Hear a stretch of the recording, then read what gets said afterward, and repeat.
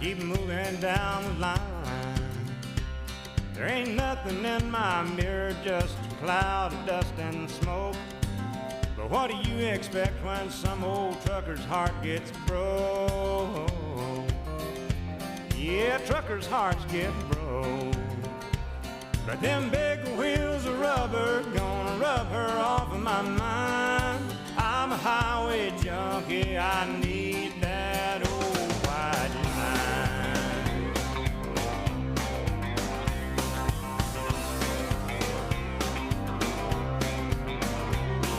10 miles out of Nashville, I was doing 101.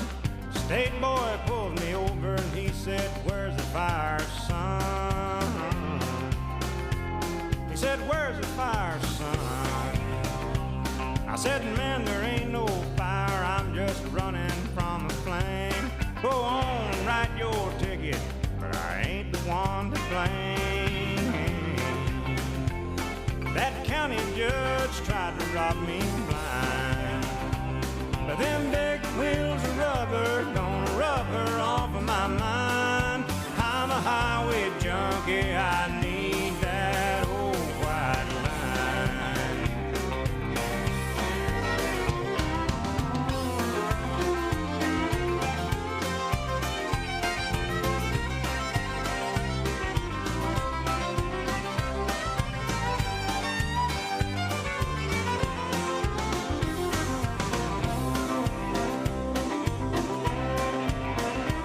So I rolled on down to Memphis, I had nothing left to lose. I wanted to hear some rock and roll, but all they played was blues. I didn't want to hear no blues.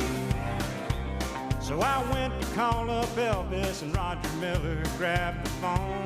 He said, "Drive that 18-wheeler, boy, you're the king of the road." Said I was the king of the road, and them big wheels of rubber gonna rub her off of my mind. I'm a highway junkie, I need that old white line. I'm a highway junkie, I need that old white line.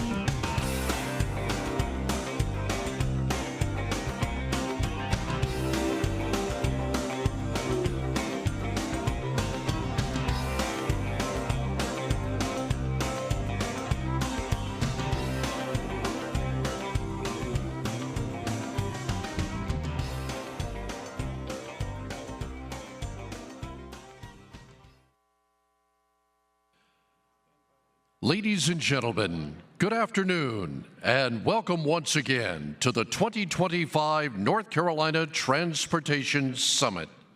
Now, please welcome North Carolina Board of Transportation member Graham Bennett.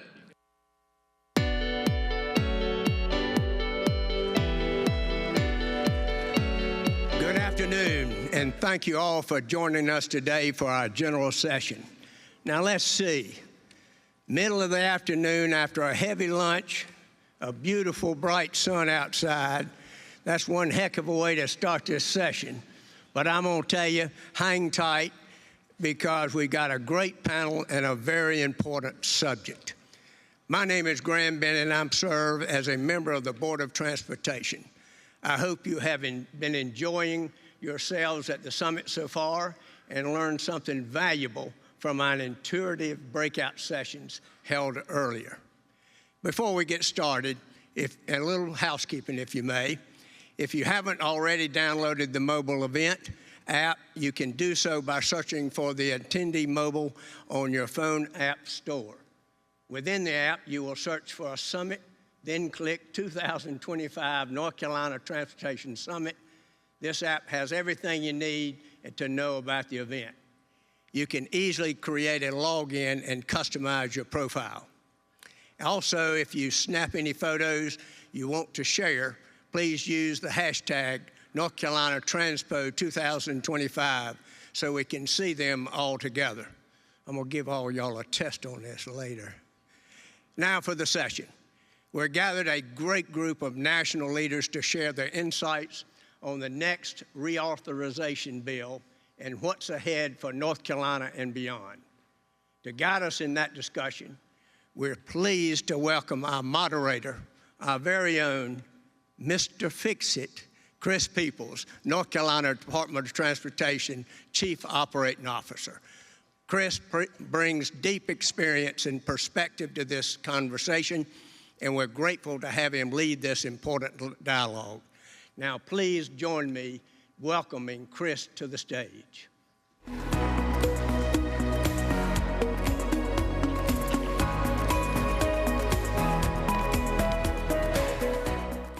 Thank you, Graham, and thank you, Commander Colonel Freddie Johnson, for labeling me Mr. Fix-It, because I don't think I'll ever hear the end of that. Appreciate the introduction from Graham, and thank you to all of y'all out there in the audience for joining us today to discuss this important upcoming bill. As we look ahead to the future of federal transportation legislation, this panel will explore how reauthorization efforts will shape safety, innovation, and the evolving relationship between federal and state responsibilities. With billions of dollars at stake and priorities shifting across the country, understanding what's next is critical for transportation agencies like us, our policymakers, and our stakeholders. I'm grateful for this distinguished group of leaders who have joined us today. They offer firsthand experience and lessons learned in navigating reauthorization changes and the impacts that follow. This panel is important to me. I want to get the answers we need for NCDOT, for our local partners in the room, and for our industry partners as we work together to prepare for the legislative changes to come. Think about what questions you'd like to ask, because we'll be opening the panel up to audience questions at the end of our discussion. Now, please welcome our first panelist, Dean Franks, Senior Vice President of Congressional Relations at the American Road and Transportation Builders Association. With nearly 2 decades at ARTBA and prior experience on Capitol Hill, Dean has played a key role in shaping major transportation legislation, including the bipartisan infrastructure law and the FAST Act. He brings extensive insight into federal policy and funding that impacts transportation nationwide. Next, I'd like to welcome Patrick McKenna to the stage, President and CEO of the Eno Center for Transportation. Eno helps improve transportation by sharing clear, practical research and offering leadership training to public and private sector professionals. They've instructed over 3,500 transportation professionals and have a clear vision for building a network that fosters economic vitality, advances social equity, and improves quality of life for all transportation users. With extensive leadership experience at both the state and federal levels, Patrick brings a deep understanding of transportation policy, safety, and strategic planning. He previously served as the director of the Missouri Department of Transportation, where he led 5,100 employees in addressing decades of deferred maintenance across the nation's 7th largest transportation network. His work continues to shape national conversations around innovation and infrastructure. Also, please welcome Jung Lee, Deputy Director and Chief Policy Officer at the American Association of State Highway and Transportation Officials. Jung leads AASHTO's policy and strategic initiatives, working closely with Congress, federal agencies, and key partners. He is well-versed in transportation policy and has a strong commitment to developing the next generation of industry leaders. Lastly, join me in welcoming our final participant for today's discussion, Ed Sniffen, Director of the Hawaii Department of Transportation.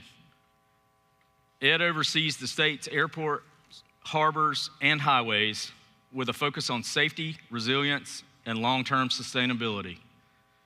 His leadership strengthens Hawaii's transportation systems to support national security, emergency preparedness, and economic self-reliance. Thank you all for being here today. Your perspectives are invaluable as we navigate both the challenges and opportunities ahead.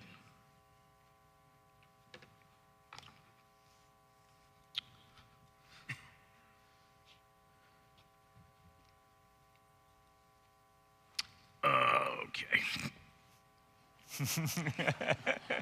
So now we're going to shift gears and dive into a critical topic for transportation agencies across the country, project delivery. Let's start with something broad. I'm going to talk to each of you and ask you, what are your top priorities for reauthorization? So let's start with Dean. Thanks, Mr. Chris. Appreciate it. Everybody's a comedian. Yeah, I like that.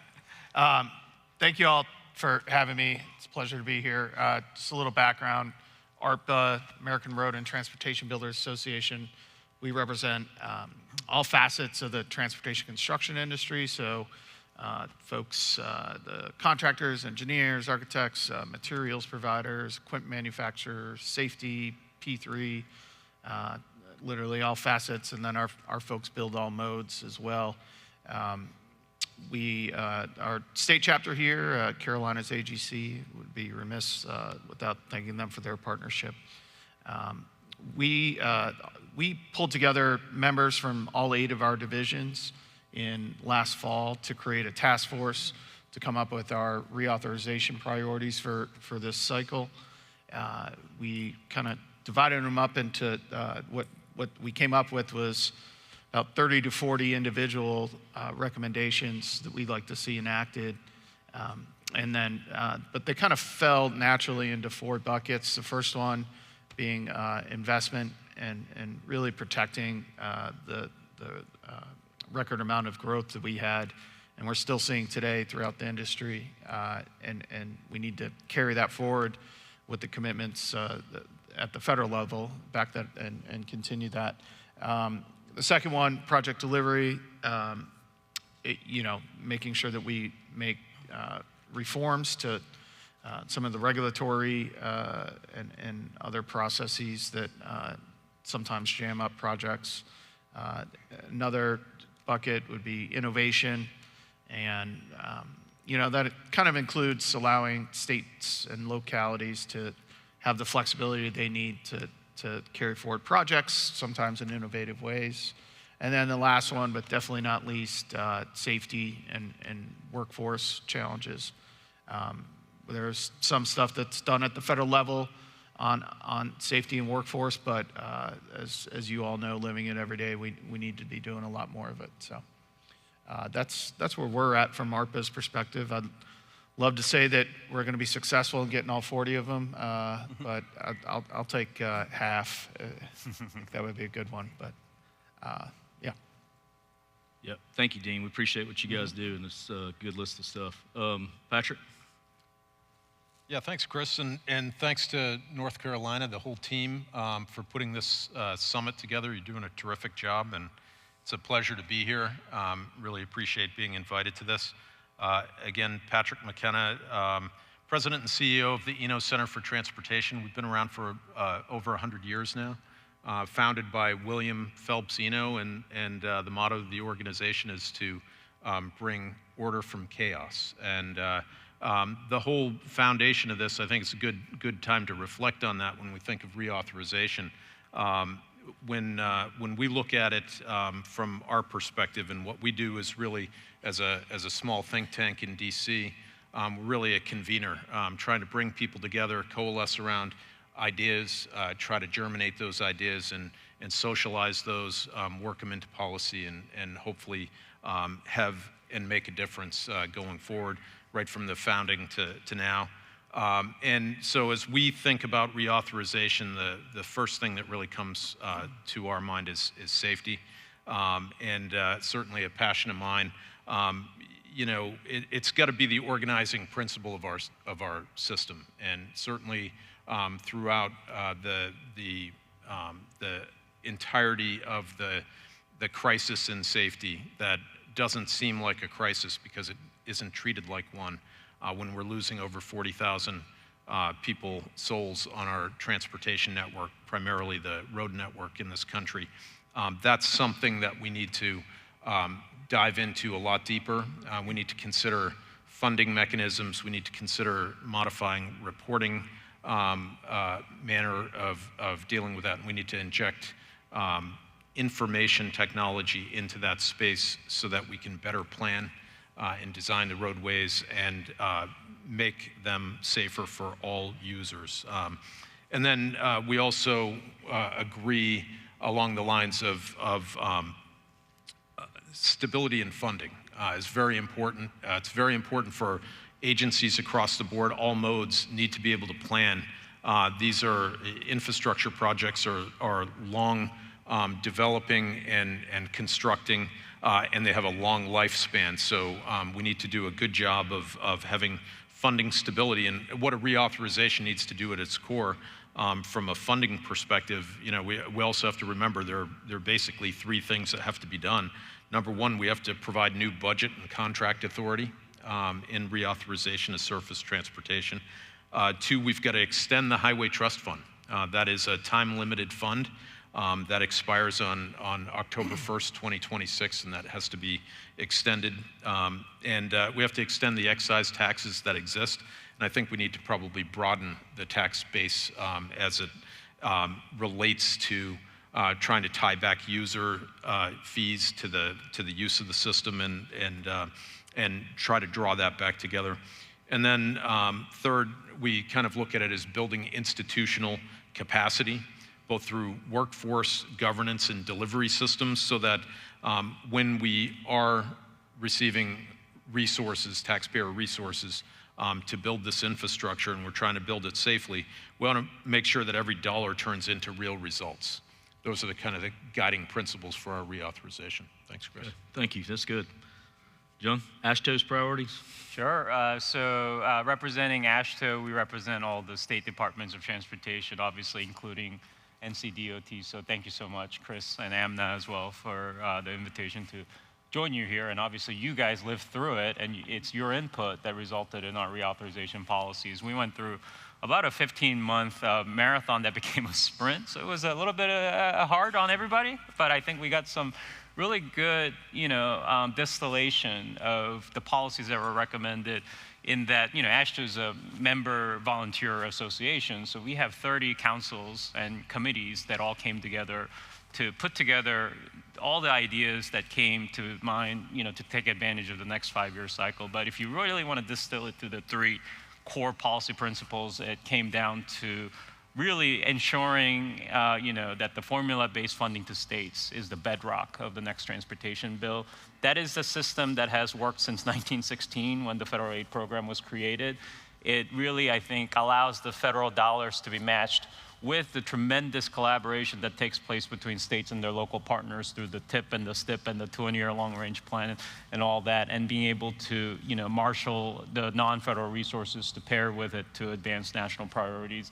You are able to really get the dollars turned into projects quickly through formula. That's what we're seeing consistently, historically, and especially through IIJA. The second platform is the flexibility and reduced program burdens.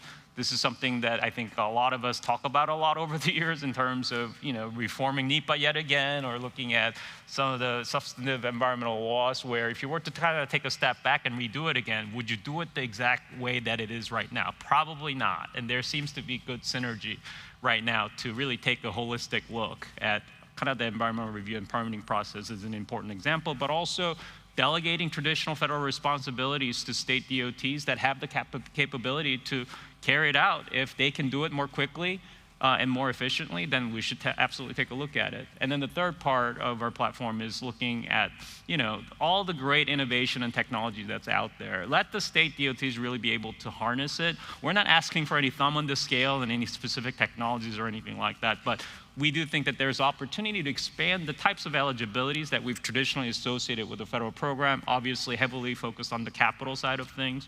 But what about, some of the technology services that can really provide a tremendous rate of return from the investment that's being made. So those are kind of the three priorities that, again, based from your extensive leadership and engagement that we're thankful for. Yeah, thanks for calling AMNA out. AMNA does a whole lot of work for us, and particularly on the Transportation Policy Forum. Mm-hmm. So we appreciate her a whole lot, and she helps me navigate that because you wouldn't get as much from me, Jung. So.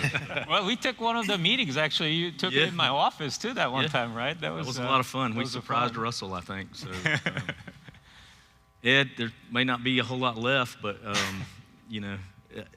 and first of all, big thank you to Ed for making it all the way from Hawaii. I mean, that's a long way from North Carolina, and he's a trooper, and appreciate him a whole lot. And so I'm happy to be here. Anything for you, brother. Getting to spend time with you is pretty awesome. So, but anyway, your priorities, Ed?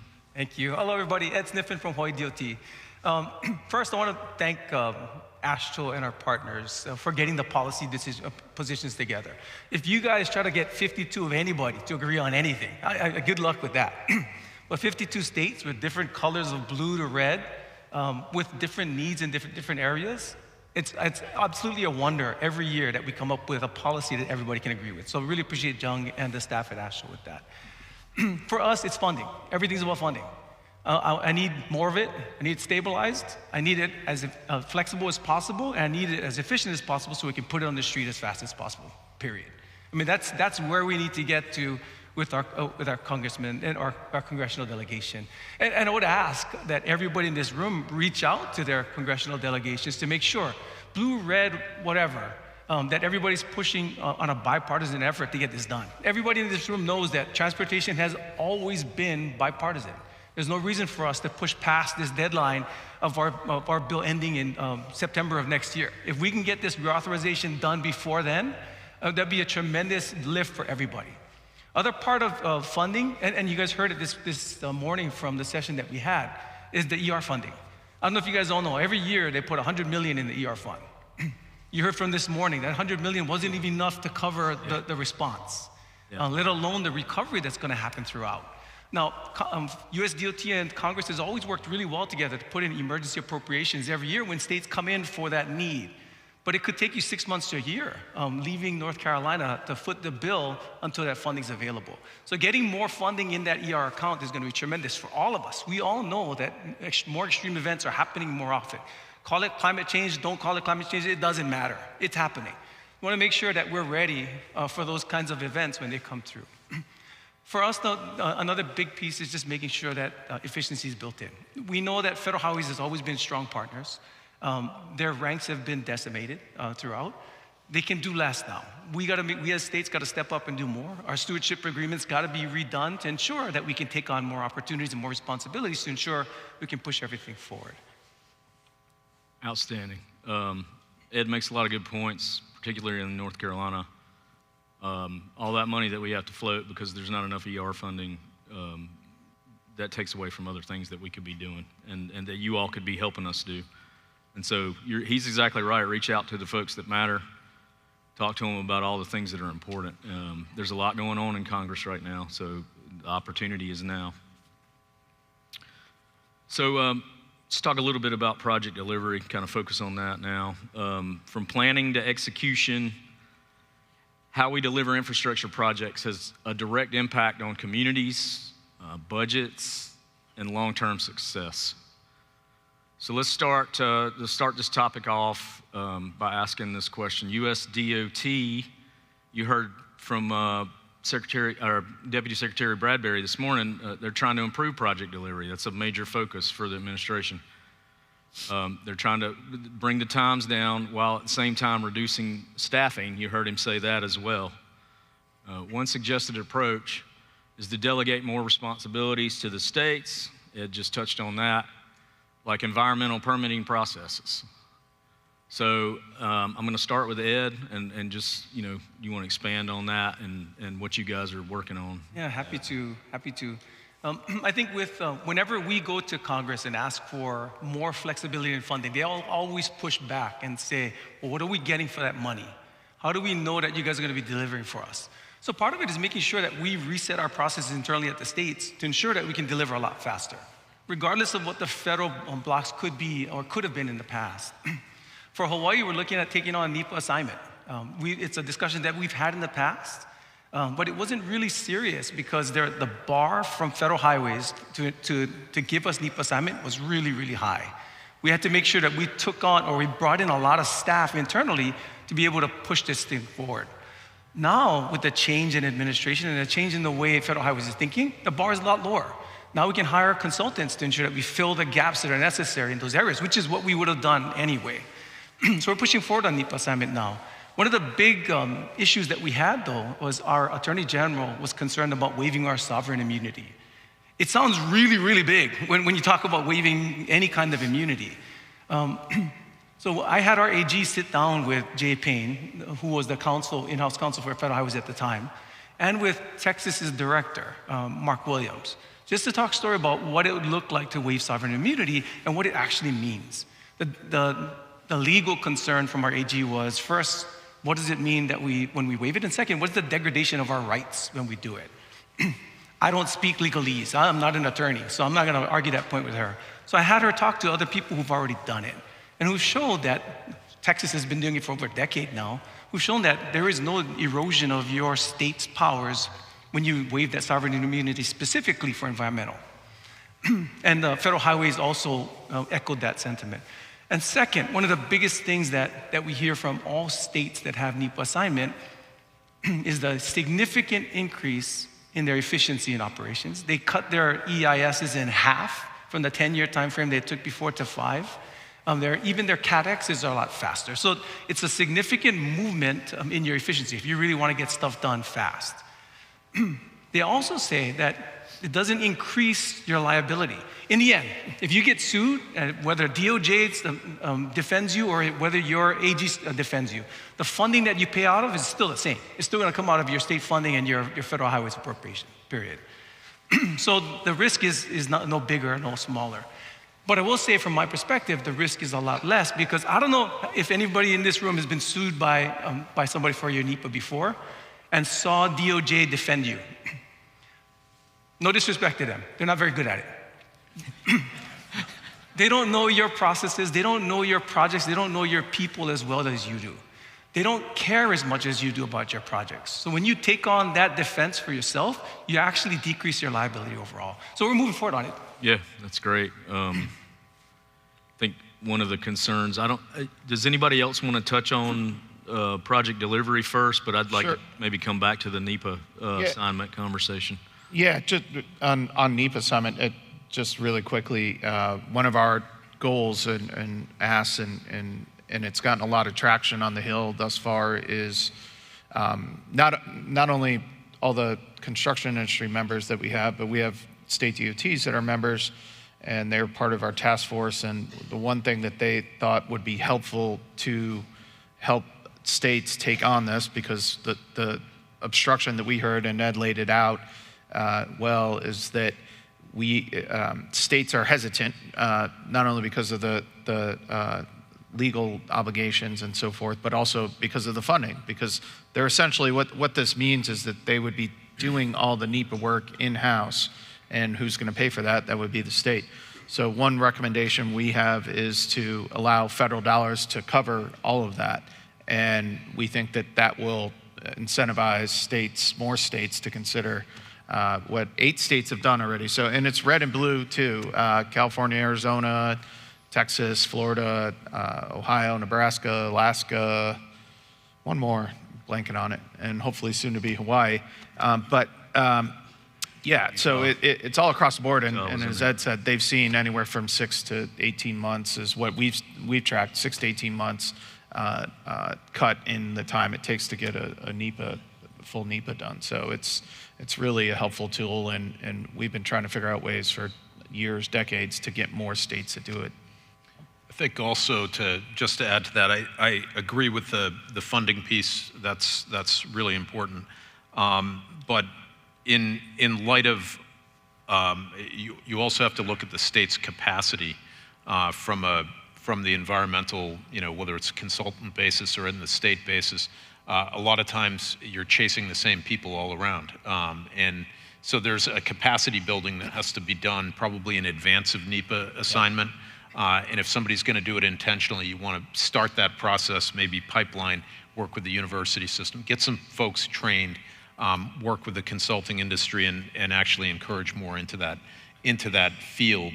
I found in my experience in Missouri that in many cases we were essentially cannibalizing the folks that were at our Department of Natural Resources. They would have a big project and then take them back from us. So there is a capacity issue here that has to be acknowledged and built on in order for that to be successful. Yeah, good point. Jung, anything to add, or I think we got some other project delivery things that we can touch on. Yeah, absolutely. I mean, I think one of the things we're looking at is just looking at the definition of major federal action, because that's what really triggers the NEPA process. Because if so much of 90+% of the projects are going to go through the categorical exclusion anyway, is there opportunity to move that kind of the definition point or the determination point further upstream, right? So that once you kind of clear that, look, this isn't really vast majority of the work the state DOTs to upkeep their assets and whatnot isn't gonna trigger, full EIS type direction. So that's something we're looking at. Another thing is, Russell McMurray, the Georgia commissioner, he just brought all the federal resource agencies right next door to the Georgia DOT offices, right? And out of his own pocket, which we would love to see that not having to be borne by the project sponsors, if possible, especially on federal projects. But just the idea of not having this sequential, like email to email to email to email to make a decision, just be in the room and just talk about it, has resulted in major cost and time savings down there as well. Yeah, we tried to do some of that in our Helene response. We tried to get folks really in Western North Carolina, the resource agencies, and boots on the ground kind of thing. It's a really good idea. Just real quick before we leave this topic, if anybody wants to jump in and talk about utility right away and maybe rail agreement delays, and is that going to be on anybody's radar for potential legislation that may help with some of that? It's in ours. I will say it might be the weakest part because we don't have a great solution besides some sort of federal mandate that a railroad has 48 hours to respond to a contractor, which the railroad is a very powerful lobby. I'd like to say we're more powerful, but they're never going to go for that. So we're looking for good ideas and success stories, honestly, if you all have them, of how to work better in those circumstances, because we hear from a lot of our members that those are the biggest delays that they have. When a project is ongoing and they're waiting on a utility, they find they got to dig and the project stalls, contractor still paying for it. So it is an issue, but no great solutions. Yeah, and we were all talking backstage about how, it's an age-old adage, but time's money, and any of those delays just costing, just making project escalation, cost escalation, it's just magnifying it. I'll just quickly add, it's been a bit of an evergreen challenge, but when US DOT convenes state DOT leaders around the country, I guess mid-July, and Chris, you were there, and Ed, obviously you were right there too, right? Talking about all sorts of really great ideas.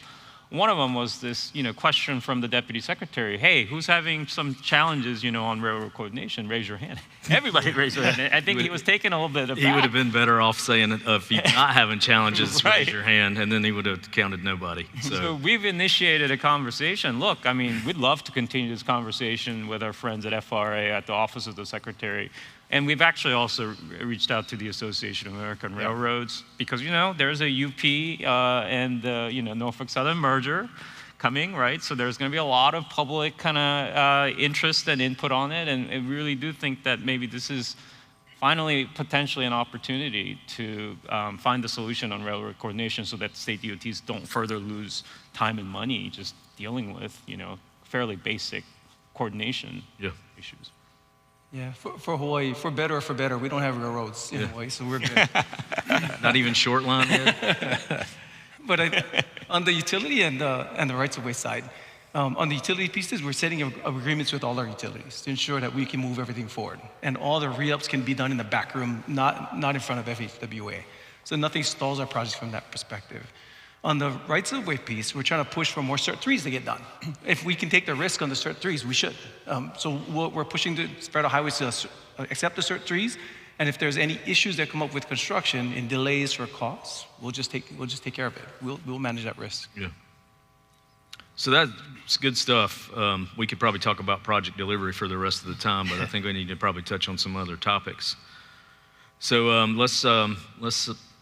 let's slide into safety and workforce, which is also a very large and broad topic.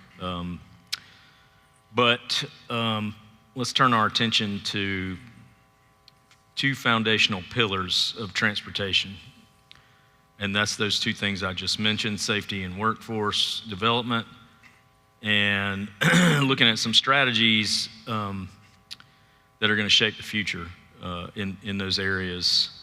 So Dean, ARTBA has been a great partner to state DOTs for their support and efforts to improve work zone safety and to build up the contracting workforce, both things. If you would, please discuss some of the work in these areas that you've endeavored to do by going over to Congress and advocating for these things. Sure. Yeah. I think it goes without saying our number one priority, I think, for everyone in this room is to get everyone home at night to their families. And, unfortunately, annually we have about 800 fatalities in work zones across the country every year. 200 of those are workers. So, the goal is obviously zero, and what can we do better to do that? So some of the things that ARTBA does, and please reach out if this is of interest to you. We have a few grant programs, federal grant programs that we get contracts from FHWA, DOT, to do safety trainings for workers, and a lot of people take advantage of those. So we have a work zone clearinghouse as well that is a useful tool to, I think, a lot of people in the industry. As far as looking forward, what we're asking for from the Hill, obviously increasing funding for safety, investment for safety, increasing those grant programs haven't been increased in 15 years, and so trying to at least get some new funding into those, and then trying to make some improvements. I think one thing that might be a little controversial, actually, Jung and I are working on something right now, but allow federal dollars to go for speed cameras in work zones and for state police in work zones. There's been a study, I think it's a small sample size, but if you have a police car in your work zone, speeding goes down 5 times. So now that's on what we've heard from our friends at the state DOTs is that they don't have the resources to pay for a uniformed officer in the work zone, which is obviously understandable. So again, allowing federal dollars to help pay for that, or allow states the flexibility to pay for it if they choose, and same with the cameras in work zones. That's also been a big deterrent to reduce speeding. Obviously on the physical infrastructure side, stronger barriers, and kind of making sure we have the best and most up-to-date physical barriers separating work zones. There were safety contingency funds recreated in the last bill. We're not sure if states are using them, and so we want to get a better grasp on that. And then also on the research side, continuing to invest in research and into all the above to making sure we're making improvements in all this stuff. On the workforce side, we were talking a little bit about AI backstage, but workforce is a challenge throughout the industry. Don't have to tell anyone in this room that. Our members say all the time, you know, they basically to a member, they'd hire more workers if they could. And so, you know, one of the things that, one of the more creative ideas actually came out from a member down this way, Wright Brothers. They have invested in training programs in high schools, and then if kids, when they graduate and want to continue into the workforce, they do like a national signing day, like you see at for athletes when they go and pick the college that they're going to sign and take their scholarship from. So they make a big production of it because it's a huge day for them to come out of high school and have a well-paying job, and so it's I don't know if they came up with it, but I've always enjoyed that story. So we got to think outside the box. How do we get more people into the industry? I think that's just you know, pretty basic. Yep. Happy for anybody else to jump in with you know, your thoughts on work zone safety, workforce development. Just real quick for Hawaii, knock on anything I can. We haven't had a fatality in work zones since the time I joined the department in 2007, so which is really good, and we're making sure we keep it that way. Right. We're pushing forward on work zone cameras just to make sure that we can stem any speeding through those areas. That's been helpful in other areas that we've had speed cams in our system. From my perspective, on the work zone piece, it's making sure that we're diligent about checking on the concerns that we could potentially have, given this day and age when drivers are doing whatever the hell they want. Making sure that we make things very clear, very safe in work zones for all of our staff that are out there. On the workforce side, one thing the federal government can do immediately is put more money into the transportation program. Jobs follow money. And the more money we can put in that area, the better for everybody. And especially because all of the states and AASHTO and ARPA are trying to make transportation cool again. We're trying to make sure that everybody understands that transportation is the but-for everything else that's out there. When we talk about our mission at Hawaii DOT, I never talk about roads or bridges or anything. It's all about education and the economy first, housing and homelessness, which is a big need for Hawaii, and energy and food security. Those are the 6 tenets that we push all of our projects to, so that everybody who comes to work for the DOT can understand they have significant impacts in their communities, no matter what project they're on. And that's not just working at the DOT, but being a consultant or a contractor for the DOT improves all those things as well. Yeah. You know, when on the workforce side, when I was in Missouri, in kind of the tail end of the pandemic, we got in a real crisis of existing workforce leaving the state DOT, and at that time I was losing 90 people a month, 90 people a month, and so over the course of a year we lost 15,000 years of experience. Now that's a decades-long crisis if you turn the dime on that. And I remember going into a service station, just a small service station, and I said that it worked really well, and I asked the owner, do you have any problems hiring? He said, none whatsoever. He looked at the people in the room. That person's been with me for 25 years, that person's been with me for 15, that person's been with me for 40. And I said, oh, how do you do it? He said, it's really simple. I pay them. I pay them at or above market. And I reward them for helping build my business. The simple fact is, on the public space, that's hard to do, but that's the basic requirement. If you want to retain your workforce, you have to pay them, not necessarily to the private sector standard, but certainly to a public sector standard, to be fair about that. And we pushed really hard, and when we were able to do that, guess what? That turnover collapsed. It went right down to virtually zero, and then we started rebuilding. So, you know, as difficult as it can be at the state level and at the local level, you do have to push. Don't let those systems get out of whack with the market. And maybe sometimes blowing up that system itself and replacing it with something that's more market-based is the way to go. I just think it's a really important piece, because as much as we're trying to attract new people in, you've really got to take care of the people that are already in the industry and already doing the work.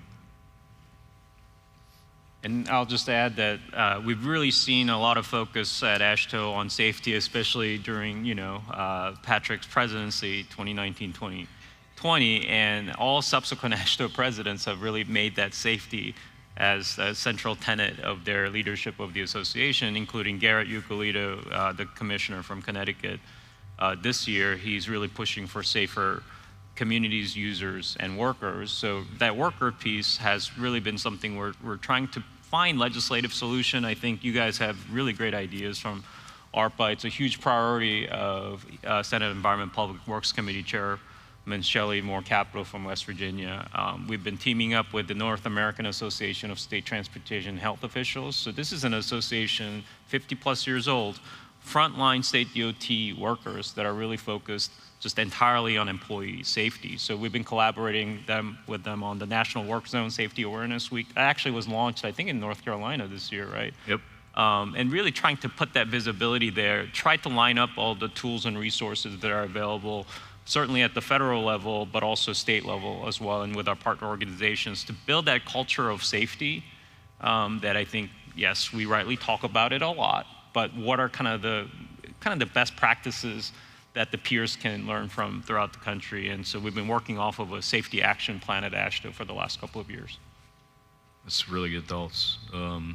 Just in North Carolina, we've got really good partners, and we all try to come together and work on things that we think we can get through for some state legislation that hopefully would make a difference. And we're starting small with some cameras in school zones. So we hope that's really effective, and then that leads to potentially work zones at some point. So let's move on to funding, which sounds like a boring topic, but I think it's going to be pretty exciting with you guys talking about. As we know, none of these priorities can successfully move forward. You guys have touched on some of that already without proper funding. In North Carolina, we advocate for stable and predictable funding, allowing us to plan and program a more reliable transportation improvement program. And that's what our partners expect from us. So, Jung, what do you think the future of federal transportation funding is? And I don't think I'm going to put you on the spot and ask you if it's secure, but how stable is it, I guess, would be maybe a better question. That's the $1 trillion plus question, right? I'll be a real downer here for a minute, because the picture does look pretty rough when you look at the revenue sources, right? Because the Highway Trust Fund has been spending out more than it's been bringing in terms of receipts since 2008, and Congress keeps patching it up with general fund transfers to what is ostensibly a user fee, based framework to the tune of $272 billion at this point. So when you look at the next 5 years after IIJA, we're looking at 2027 to 2031, and what CBO is saying is we're going to be short $143 billion just on the Highway Trust Fund spending front to keep the current levels adjusted for inflation. Now, there's also this advanced appropriations of general fund that was a big kind of feature, very unique feature of IIJA, where Congress kind of said, we're gonna tie our hands behind our backs and we're not gonna touch this money that we give you now for the next 5 years. Now, they're starting to touch it again, which is very disappointing. But those amount of dollars, they're talking about, if you want to keep, say, the NEVI, the Bridge Formula program that came out of the outside of the Highway Trust Fund, we're looking at $195 billion in additional funding. So when you add it up all together, we're looking at a $338 billion shortfall to keep up just the transportation pieces of IIJA. That is bigger than, again, the $272 billion, kind of the accrual, right, that took 17 years to get to that point. So this gap is getting to a point perhaps where it is really unmanageable, but then again, what IIJA showed is that when Congress really wants to show that it can get it done, it obviously got it done. I think the good thing is that we do have time with this reauthorization cycle, and that it almost came like much earlier than I think a lot of us expected, right? Because the IIJA is due September 30th of next year. And when Congress kind of came to us, right, and all the stakeholders, hey, we want to really get the bill soon as possible to put together, we're kind of like, well, let us speed up our process, right? And to have this much time and have this much motivation from both the House and the Senate to get it done on time, which is a rarity, right? Because we're used to so many extensions of authorizations on top of just CRs of appropriations and things like that over the years. We do think that's a real unique opportunity. And what we'll continue to push for, obviously, is, and like really well lined up with ARPA, that federal funding stability, that formula-based funding to states. Current funding levels has to be the baseline. We've lost, according to just looking at the US DOT's Bureau of Transportation Statistics, by the end of IIJA, we'll have lost between 31 to 40% of purchasing power. And honestly, I think that's still a fairly conservative estimate, that it could be much higher, especially on some of the capital kind of construction costs, purchasing power losses we've seen. And then also looking at the user pay principles, for all vehicles is a key part of our recommendations as well. And look, we know that the IIJA set a very, very high bar. But what we want to make sure is that the formula dollars that are provided to states has to start at the end of IIJA, adjusted for inflation, again, in the 2027 to 2031 period. Does anybody want to expand on the EV hybrid fees? I mean, what you think's going to happen? Is that going to make it in?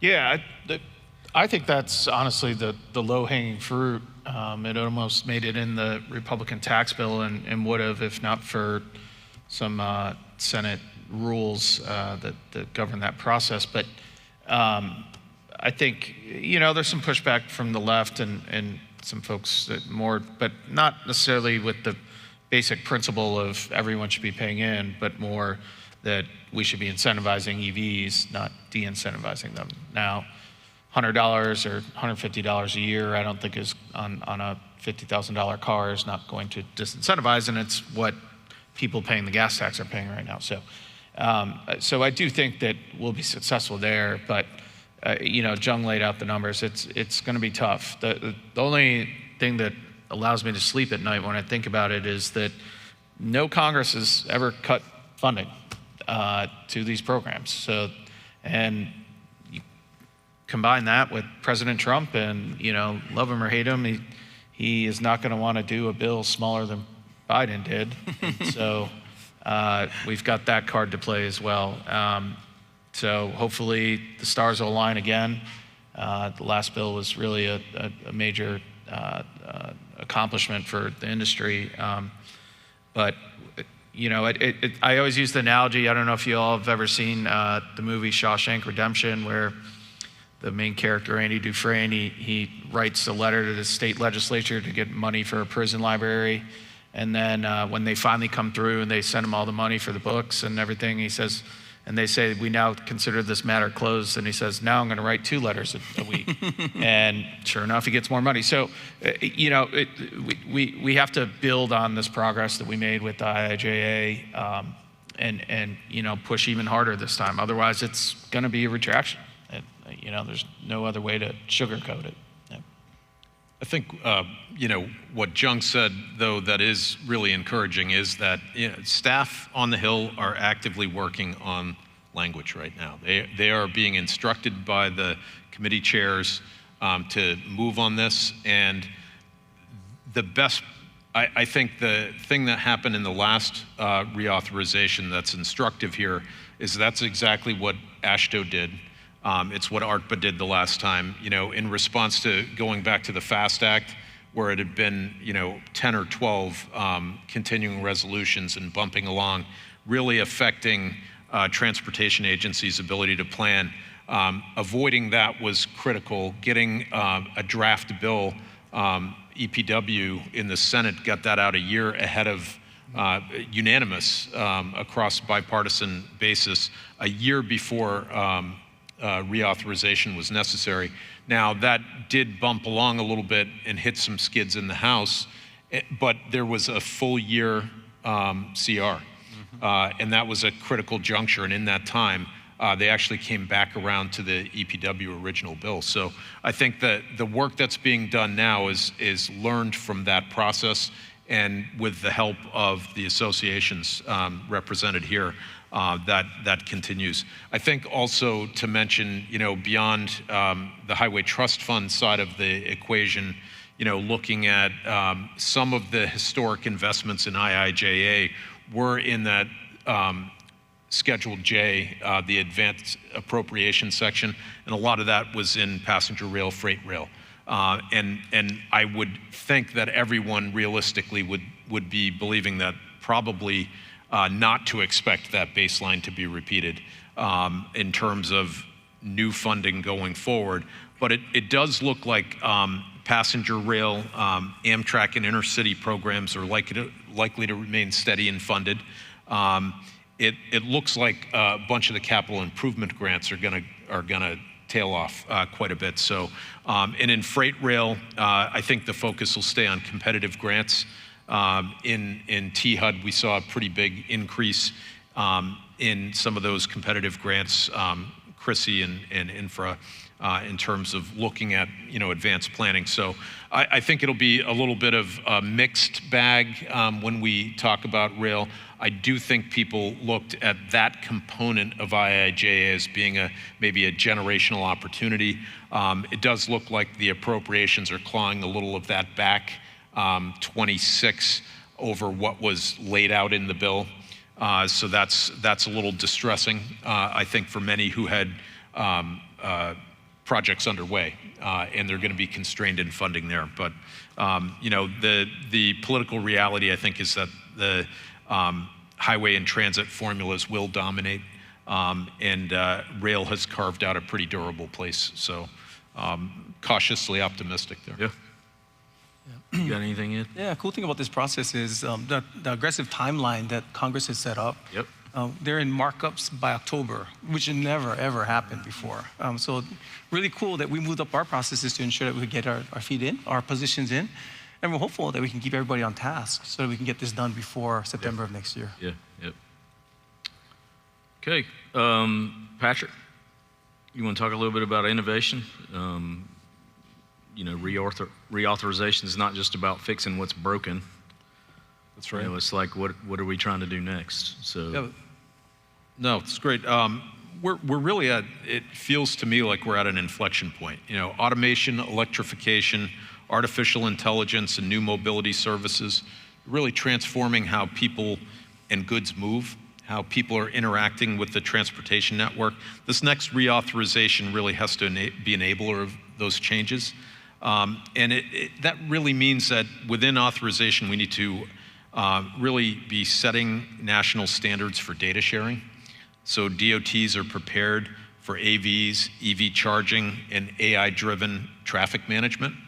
We need to support pilot programs with real evaluation so we can scale what works, and make sure that fairness guides how innovation is deployed so smaller and rural communities aren't left behind. A top priority for ENO is data-informed decision-making. Without good data, we can't plan effectively, we can't target safety interventions, and we can't measure results. Reauthorization should help states and localities invest in the data and tools they need, particularly in that safety space. When we look at much of what we do right now is reactive, and we're waiting for stale data that comes through federal systems, FARs, and we all know there's a lag there. We all know that the inbound information comes from crash reports that are inconsistently input into systems, and it takes a long time. So we don't really have the true causes of the crashes that are occurring, and we need a priority on that. But we also need to enable us to, and DOTs and others, to leapfrog over that circumstance by looking at some of the new technologies that exist right now. When you look at some of the telematics data that exists out there right now, the ability to grab that data, maybe source it with federal eligibility, so that you can plan your highway design and impose countermeasures, put countermeasures in place that are proven, and have that be expanded eligibility. Those are important. When you look at Arizona and California, they have freight automation pilots and are testing what trucking of the future looks like. Texas is innovating with tolling and managed lanes. Ohio's Smart Columbus projects links transportation with digital infrastructure.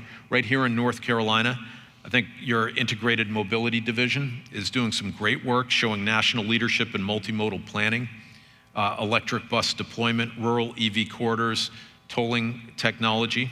States also using that data-driven crash information and analysis tools to target roadway redesigns. It's a model, I think, for how federal support could scale these practices nationwide. And I think we are seeing, and that's the whole point, the states are little hotbeds of innovation, and we're seeing really dramatic success occurring. I think scaling those and making flexible the federal eligibilities so that states can then learn from each other and have the funding to do so is really important. So, you know, I think innovation, though, without fairness is really disruption. And innovation with intention is progress. So innovation without data is guesswork. And reauthorization has to give every community the tools to make smarter, safer, and fairer decisions. Ed, you want to talk about innovation at all? I love listening to Patrick talk, so that's awesome. The innovation piece for everybody, and you'll see it in every state. The great thing is we have an organization that we can work through to make sure that we can share innovations.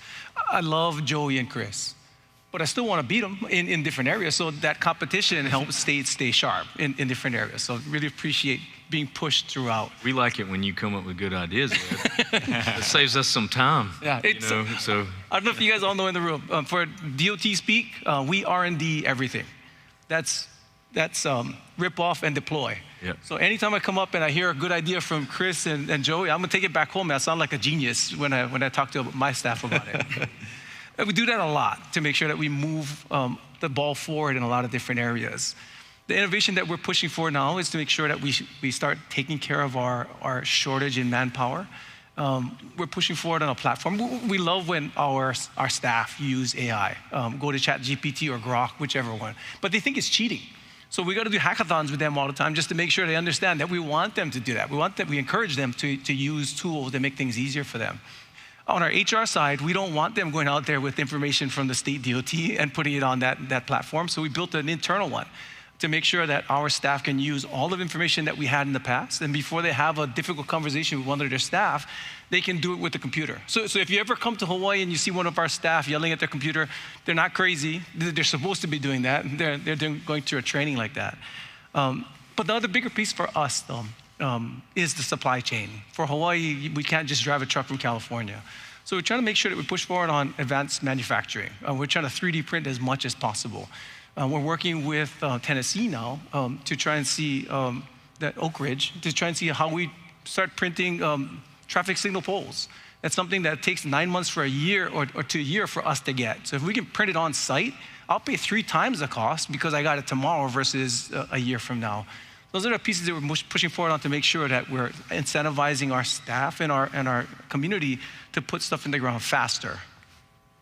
Yeah, I'll just add that, look, we really appreciate your leadership, Chris, chairing our product evaluations and audit solutions program, for example, because we do get asked a lot, like, hey, state DOTs seem to be really behind. Why don't you take up on this technology X or material Y, right? And we're like, no, we have a whole formal structure here, which is to have a centralized repository that really tests out, how these things perform, because ultimately, at the end of the day, it's the state DOTs that have the liability 5, 10 years down the road if something ever goes wrong, right? And so being able to, I think, just put it through one stream here and let the states pick and choose what makes most sense for them is something that we envision has worked really well on the materials side that should translate on kind of the digital technology side as well.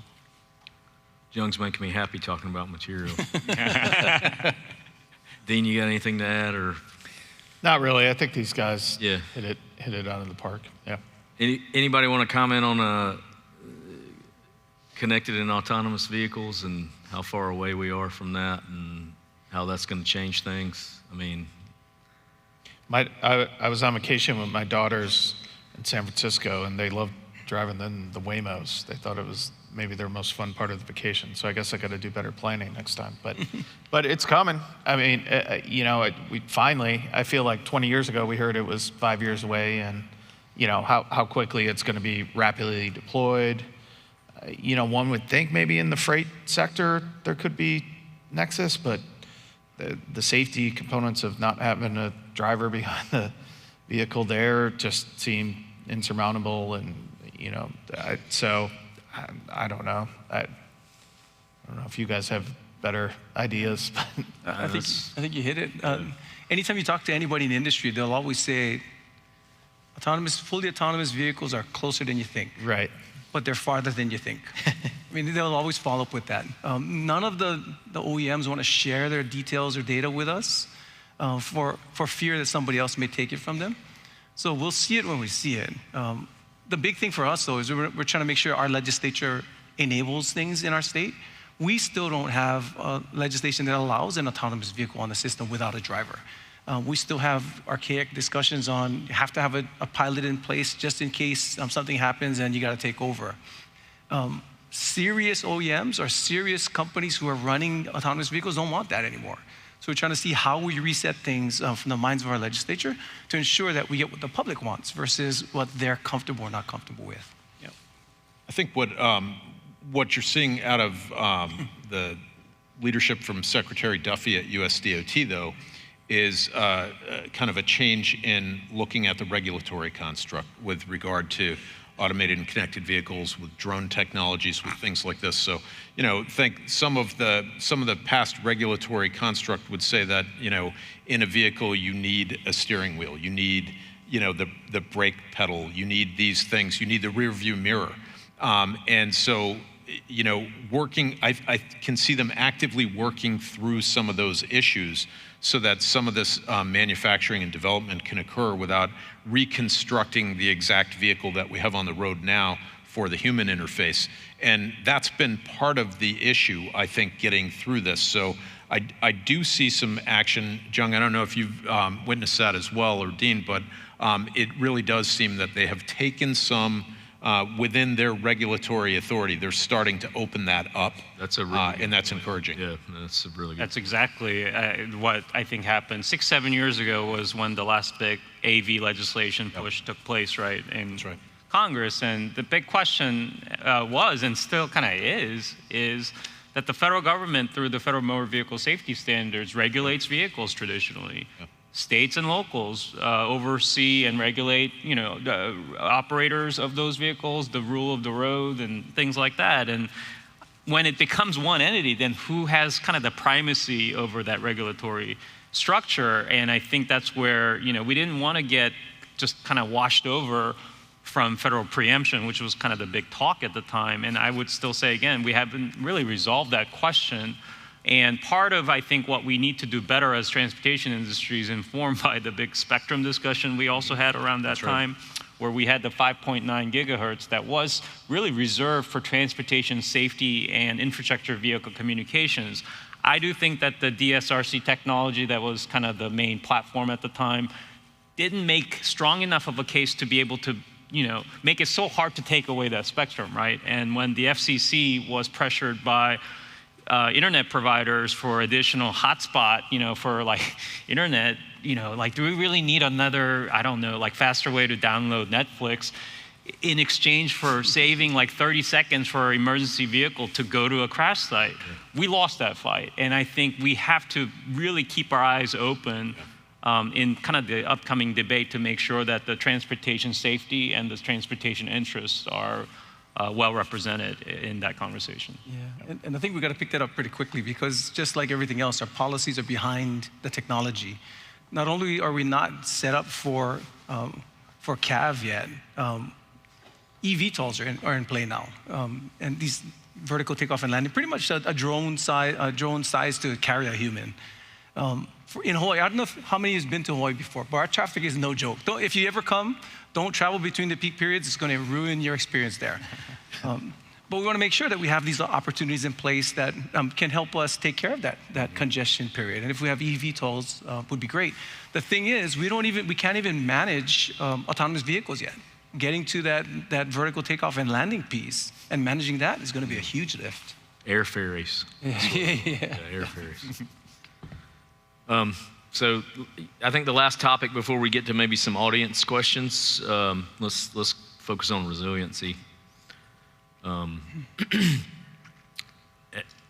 think we're all facing, well, I know Ed and I and Secretary Hopkins and the rest of North Carolina DOT, we're facing more frequent disruptions in our efforts to build a transportation system that can adapt and endure.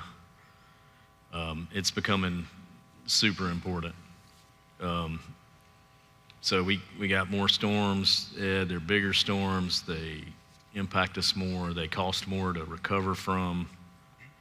So how are you guys handling that? How are you managing that in Hawaii? Because, you had those fires not long ago that were pretty devastating, and we all saw, all the coverage of it, and, our heart went out to you guys, but we know also that you were focused on, what do we do now? We put our head down and we go forward. So absolutely. Talk about that some. Yeah, I really appreciate the outreach from all of you guys during that period. Really do.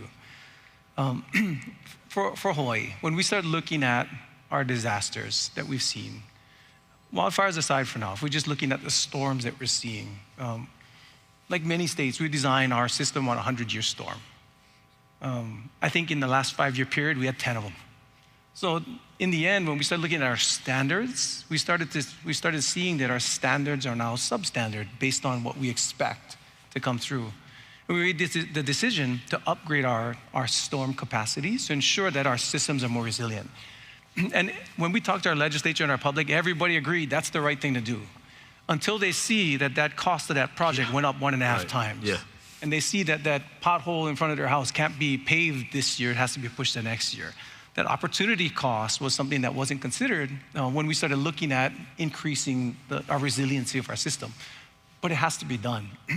So we pushed forward and made that call to ensure that all of our projects were upgraded to ensure that we don't have to deal with the same situation that we had before. And part of it was talking to federal highways. In the past, and I know you guys have seen it too, federal highways didn't allow you to rebuild your system better than it was before. You put back the same 9-inch culvert that just got plugged up in the last storm, or else we won't pay for it. Yep. It changed finally. So it can get plugged up again. Exactly. Yeah. Exactly. But finally changed to make sure that we can start upgrading the systems for what we need. But again, it goes back to the ER funding. It has to be available for the states to be utilizing it, first during the emergency periods, but also if there were ER funding that was available for us to start planning and upgrading prior to the emergency, it would be even better. We all have on our systems our STIP to ensure that everybody understands what we prioritize. But we're prioritizing based on a lot of different categories to ensure that everybody can still live in the state while we're working towards rebuilding resiliency of the system. If we had a dedicated funding process that could allow us the planning and design for that resilience pieces, would be big for everybody. Yeah. Yeah. Patrick, do you have any comments on your professional experience and what changes need to be made to improve ER funding, FEMA's response, what FEMA's going to look like? It's obviously concerning when you look at some of the cuts to FEMA and the capacity, and you hope, within any time there's a change like this, the first thing is a little bit of concern, but then you have to rethink, how are they going to be reformed? How are they going to move forward? And I think when you look at resilience, it's certainly in terms of how you build the infrastructure, but it's also really is the preparedness as much as the recovery. It means that there has to be more coordination between FEMA and DOT, so states can act quickly when disaster does strike. In what we would find at the state level, and it happens throughout, and I want to compliment both Hawaii and North Carolina for your tremendous responses to really scaled issues. And Secretary Hopkins, when I look at the technology that you put in place to replace your old hydrographs, and looking that you were prepared and you were able to close roadways that were going to go under water. You saved people's lives by taking that risk, and it shouldn't feel like a risk to do those things. So having that type of technology then deployed and scaled throughout the country, having FEMA using it, having the DOT using it, so that your quick response comes in the nick of time before somebody drives into a bad situation. And the other piece is that I think resiliency is not just about the infrastructure itself. It's a lot of what we talked about throughout. It's institutional strength. It's in DOTs, in the contracting communities, and throughout. DOTs need the governance and financial stability and workforce flexibility to manage this uncertainty that comes in. So that's a big part of it as well. And kind of the message that we all need to send to Congress through reauthorization is that resiliency has to be a thread running through every part of the bill. That it works in, just like we do with safety. Safety and resilience are kind of hand in hand with each other. So that's what I do. Yeah, it really does have impact. Yep. And not just looking at just building back stronger, or coming up with new standards that Federal Highway now allows you to build back to. If it's your current standard, which is great, that's a great change. I think we would all agree. But there's also redundancy and being able to move goods and services and get people where they need to go when you lose one of your main routes. So any final thoughts on the resiliency piece before we maybe take some audience questions? I'll just add, I think it's really just so powerful to see kind of the peer-to-peer connections in times of need, right? With the Secretary Hopkins and, with Tennessee DOT, Florida DOT, right? Obviously what Director Sniffen has worked with other peers as well. But I think in terms of, and that's what certainly the AASHTO community, I feel, is all about. But I also do think that in terms of kind of the policy tools and the resources, absolutely, we got to look at both kind of the reactive side, which is what a lot of the ER funding provides, right? And it being at $100 million a year statutorily is a bit of a joke, or not a bit of a joke. It's been a joke for a long time, because Congress has to come back and just plus it up at even larger and larger levels every year. But the perspective piece is really important, and I think that's where the IIJA experience has informed us to structure formula programs in a way where it has the flexibility to actually get deployed, because this culvert example that you used, it took us 2 years to figure that out. We wasted first 2 years of IIJA on the Protect formula funding because the 9-inch culvert, we only cover the incremental cost of replacing it with an 18-inch culvert. It's like, no, you don't do it just incrementally, you just replace the whole damn thing. And the fact that it took that much time and conversation just to figure that out, I think was a real lesson learned to inform the next bill. Yeah. I think the last thing I would say for resiliency, and based on the ER funding and FEMA funding, I think all of us have concerns over ER funds. It's not always fast as we want, but it's infinitely better than FEMA funding. And if I could wave a magic wand, I would ask FEMA to follow the ER process to ensure that things can move. For ER, we're looking at months before we get repaid. For FEMA, it's years. Yeah, I would counter that with Federal Highway should look at doing a rapid. I totally agree. Because rapid has been really good for us, and that's something that FEMA came up with. And I think they came up with it. Yeah, they have a quick release on the federal ER side. Yeah, but being able to get reimbursed on an estimate, especially when you got a $5 billion storm, good point. You don't have to float all that cash. You can get that cash in the door. That's huge. So I wish that would get expanded by FEMA, and I wish Federal Highway would look at that. But good point. That's probably the last thought on resiliency that we have time for. Do we have any questions? I can hardly see. I feel like the sun's in my eyes. Anybody got any questions? Nobody? All right. How many people have been in to see their congressman this year and talked to him about this stuff? 1, 2, 3, 4, 5, 6, 7. Good All right. question. We need everyone. That was, the reason for my analogy about the. I think Ed's been to see our congressman. Yeah, I gotta say, you guys have an amazing congressional team. I went in to see Congressman Rauther, and of course I called Joey first. I never want to show up to somebody else's state codel without letting them know first. And I wanted to ask him, of course, when I see Congressman Rauther, is there anything I need to know about? He said, he's good people. Go in and see him. And he was right. He was so easy to talk to. All of the discussions that we had, both national and Hawaii specific, he was super open to, making sure that we talked about everything. The only time he got excited, and I'll tell you this, the only time he got excited is we were down in South Carolina for a mutual aid emergency workshop. And we had a lunch that had this Carolina Gold barbecue. And I told Congressman Rauther, man, that was the best barbecue ever. And he stood up. He said, Ed, I'm gonna excuse that because you clearly don't know what you don't know. And he sat back down. Super good guy, super good guy. Yeah. we agree that Carolina Gold is not it's not as exciting as Ed makes it out to be. Yeah. So just trying to think of maybe one more question to ask you guys. Like, I think a good one would be, I guess we got, let's look for maybe the next year or two out. What's one thing you think is going to be a major change that's going to affect what we all try to do on a daily basis? Start with you, Dean. Well, man, I don't know if it's going to be a major change. I think we'll get the FY26 appropriations done one way or another. We were successful, and I'll pat our own backs, Jung and I, on being one of so.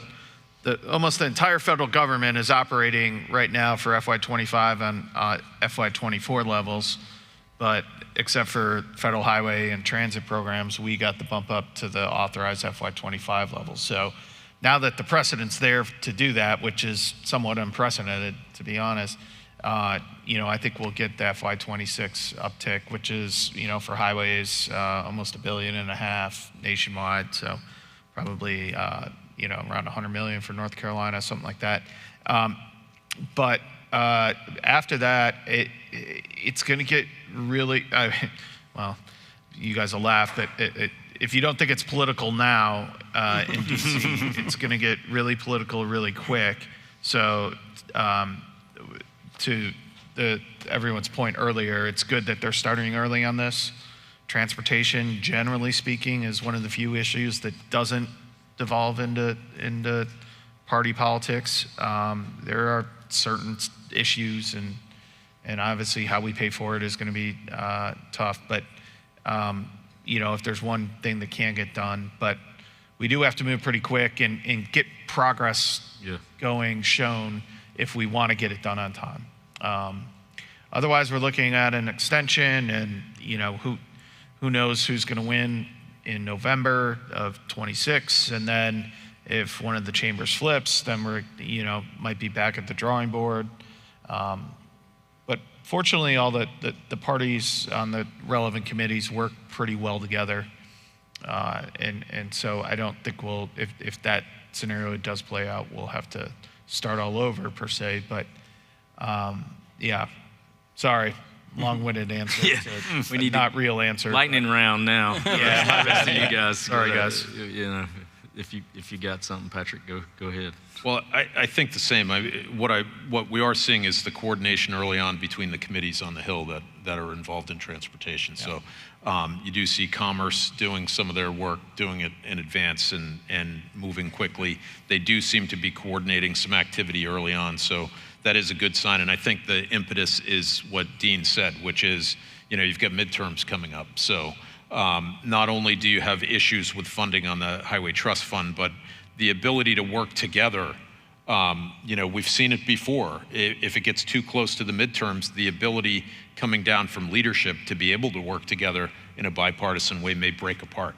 And that's going to be a difficult thing. And then, you know, we're in kind of a rolling situational, who knows what's going to happen next week, next month. So I really do appreciate what I'm seeing on the Hill from staff and from the leadership within the committees to be working in earnest because they know the importance of this issue.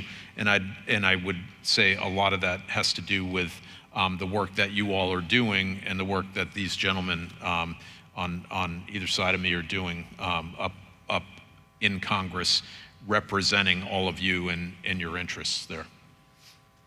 And I'll just touch upon, I think, what you and I talked about before getting up on the stage, which is the importance of the partnership between the state governments and their local government partners. This is, you know, an area where the federal government doesn't own any of the infrastructure really, except for very few kind of assets here and there, especially in the highway side. And it's really owned and operated in perpetuity, right, by the states holding hands together with the locals. And this is an area that we're really working hard to try to find kind of the common ground with our local partners, because we hear them. I mean, they want more say in how the federal dollars are deployed to meet local investment needs. And we do think that we have a lot of great examples around the country that can inform kind of, hey, like if this is a communication kind of challenge here, if this is, you know, just data sharing challenge here, we can find our solutions from, you know, your peer states and localities to inform how you figure that out. I think what we want to be careful about is, do we want to upend the entire federal law in order to get at perhaps 5% of kind of the crowd out there that are facing some serious challenges? So I would just put that as something where we continue the conversation with the cities, the counties, the mayors, the MPOs, and the like, and you know, hopefully that will lead to some fruitful outcomes in the next bill. Yeah, I think, as Dina talked about, the threat of the flip of the House of Representatives is a big thing. It's pushing a lot of the decisions right now, which is really good. Whether it happens or not doesn't matter to me, as long as it is the impetus for everybody to move as quickly as possible. And so I'm looking forward to that.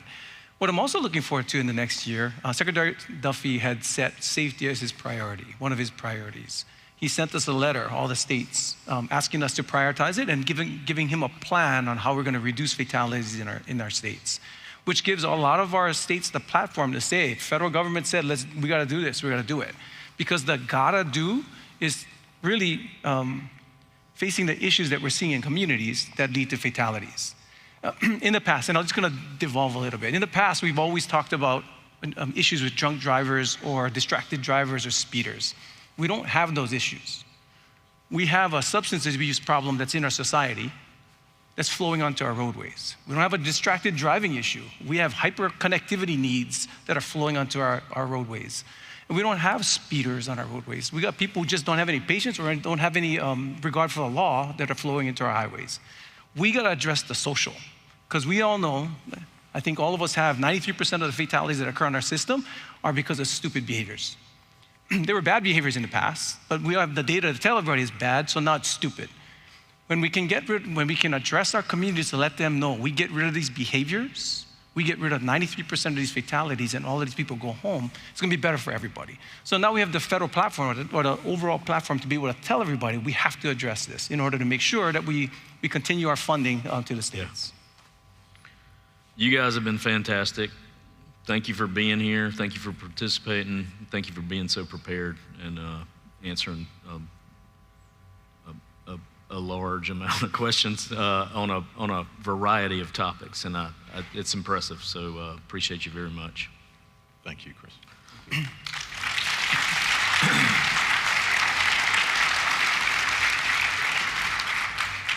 So I'm going to call Graham back up now, and he's going to have a few parting words for us, and then I think move us into the next chapter of the evening. Thank you, Mr. Fix-It. Yep. Let's give a great round of applause for our guests for such a robust and informative meeting. Thank you, everyone on this panel, for a great conversation about what to expect to the next reauthorization bill.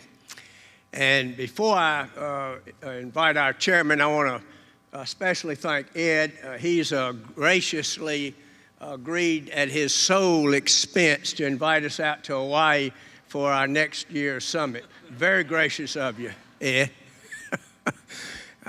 Thank you for taking a joke.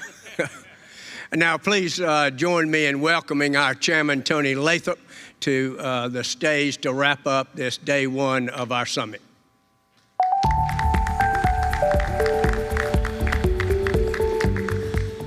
Thank you again to all of our speakers and to all of you for joining us for the many insightful conversations we had today. As we conclude our first day, I'd like to take a minute for some thank yous.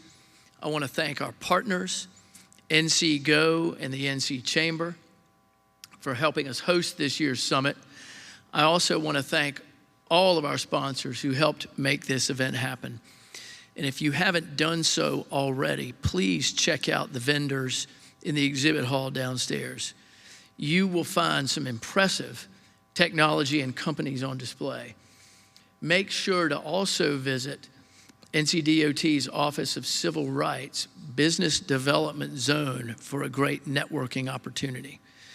There will also be more time to network tonight from 5 to 7 in the exhibit hall during the reception, sponsored by HNTB. For those of you who are logging professional development hours, you can find and download a form from the app to self-report your hours. We look forward to seeing you all tonight during HNTB's vendor reception.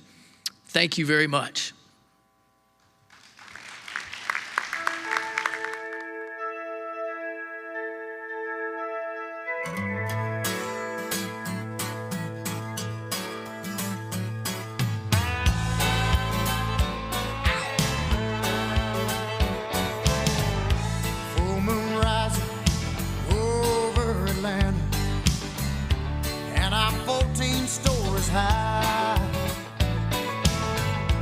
Looking down on the street